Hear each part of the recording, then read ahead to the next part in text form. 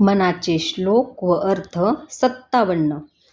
जगी होई जे धन्य या राम नामे, क्रिया भक्ती उपासना नित्य नेमे, उदासीनता तत्वता सार आहे, सदा सर्वदा मोकळी वृत्ती राहे.